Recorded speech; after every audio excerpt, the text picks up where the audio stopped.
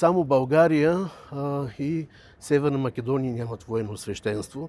Не е нужно да откриваме топлата вода. Всяка една част от обществото има нужда от определена грижа. Проблема възникна, когато преди години нашите военни отидоха в Ирак, в Афганистан и се оказа, че няма кой да ги обгрижва духовно.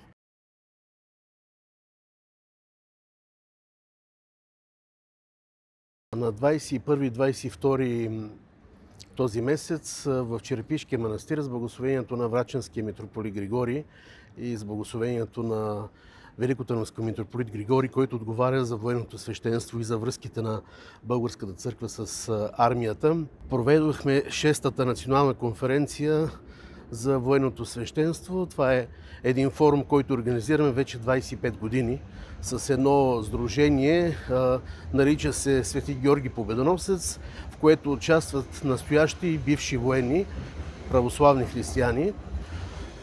На тази конференция беше разгледан исторически опит в съвременното състояние и съвременно състояние в различни поместни православни църкви и приготвихме едно писмо до Светия Синод на Българската православна църква, в което се опитваме да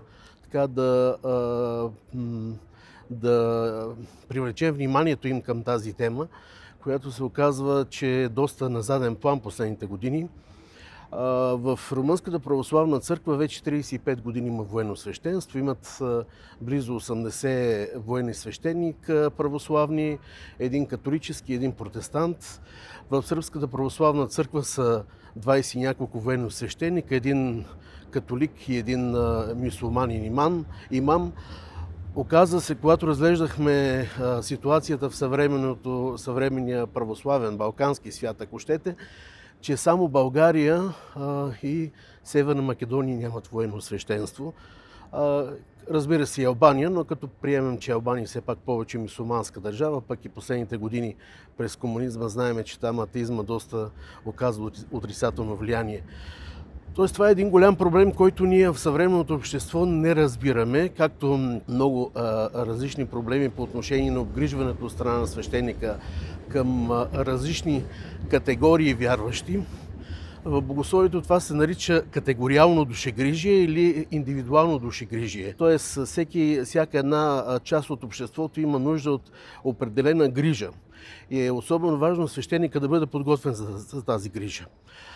Последните години аз съм чувал, че връщането на военното духовенство в българската армия има различни често непрофесионални и нереални виждания и размишления някои и православни християни, даже духовници, които смятат, че едва ли не свещеник с оръжие в ръка, заедно с другите военнослужащи, започва едва ли не да се бие, да воюва и така нататък. Още от Женевската конвенция, пък и от времето на Първата световна война, се знае, че военният свещеник, военният духовник, независимо към коя деноминация е той, няма право да носи оръжие. Той само обгрижва военнослужащите в мирно време или в военно време. Слава Богу, в наше време в България ние сме в мирно време, така че нашите военнослужащи са облагодетелствани, че нямат такива проблеми. Проблема възникна, когато преди години нашите военни отидоха в Ирак, в Афганистан, когато при реални военни действия имаше атентати, смърт на техни близки и се оказа, че няма кой да ги обгрижва духовно.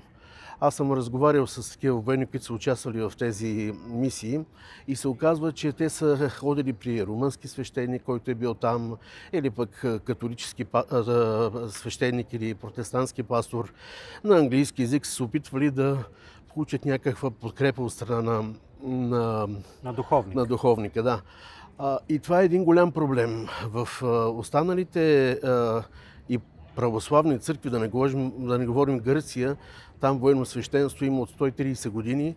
Има един генерал-капелан с може би някъде стотина православни духовници, които обгрижват различни военни части. Даже на конференцията беше разказано, че преди няколко месеца генерал-капелана на гръцките военни сили, е бил в България да посети един взвод от гръцки военнослужещи, които са в България. В целия европейски пък и съвременна ситуация в почти всички армии има военно свещенство. Независимо дали е православна държавата, католическа, протестантска, с различните военнослужащи, особено тези, които се занимават с подготовката и нормалното психическо, емоционално и състояние и подготовка на военнослужащи, са доказали даже и с научни методи, че военнослужащи е много по-добър в своята дейност, когато е психически, духовно, емоционално подкрепен от духовник. От друга страна, духовника подкрепя и семействата на тези военнослужащи, които особено по време на мисии, различни дълги пътувания, командировки по работа, остават сами. Аз изпълням преди години, когато имаше в България, мисля, че беше 2 човека, мисля, че загинаха в една от мисиите, нямаше кой да подкрепи семействата на починалия. Ако свещеника, който те биха познавали от години наред, беше до тях, ако енорията, даже и светската, т.е. гражданската енория би подкрепила това семейство, ще му бъде много по-лесно в преминаване през тази тежка ситуация. Така че идеята за военното свещенство е именно това, да подпомогне военнослужащи и неговото семейство в мирна ситуация и в различни военни конфликти, които дай Боже да няма такива по света, но сега виждаме, че света все повече и повече започва да се разбумва. До 1945 година, с известно изключение след Ньойския договор, може би 10 години, е имал военно свещенство с главен военен свещеник, с различни военни свещеници в различните дивизии, полкове и съответните части. 1945 година статута на военното свещенство е премахнато, заменено е с заместник-командири по политическата част, който да агитира военнослужащите в идеята на комунизма и атеизма. След 90-та година няколко пъти имаше такива идеи, даже сме били на срещи с Министерство на отбраната, но като че ли, както в много сфери на нашето общество, се смята, че духовният живот на човека е нещо, което е прекалено интимно и ако щете даже нещо, което трябва да бъде изцяло в сферата на неговия личен живот. И затова много често се смята, че военнослужащия живее в даден град или село. Той там си има енорийски свещеник, ако е вярващ човек, нали? И този енорийски свещеник достатъчно добре го обгрижва. Но ние сами виждаме, че не е така, защото макар нашата армия в момента да е професионална, т.е. човек работи почти през целия си живот до пенсия, той живее на определено място, от сутрин до вечер има работно време, след това се прибира вкъщи. Да, и наистина може някой да каже, през почивните дни той може да бъде истински, нали, християнин, да бъде обгрижван на своя енорийски свещеник. Разбира се, това не е така, защото има ред проблеми в живота на християни. На всички ние като православни християни знаем, че църквата има пости, има определени дни от годината, които са така особени в своето богослужебно естество. Един военнослужещ, когато е в стола на казармата, се храни с каквото има, т.е. каквото е определено. Няма специална храна, ако е ден сряда, петък или през Великите пости. От друга страна, ние имаме един такъв военен свещеник в България, даже може да се нарече гарнизонен свещеник. Това е отец Йордан Бакалов, който е ефимерий на параклиса на Военна академия, който е бивш офицер и след като завърши при нас Богословския факултет, стана ефимерий. Но той участва също в тази конференция в Черепишкия манастир, но той самия каза, че той има някакви минимален досег с военнослужащите и то по-скоро по различни събития, панихиди по различни поводи, удосвети при откриване на различни зали или пък начало на някакви проекти и така нататък. Тоест, Както знаем, в армията всичко е така конституирано, всичко е казано в съответния правилник и устав.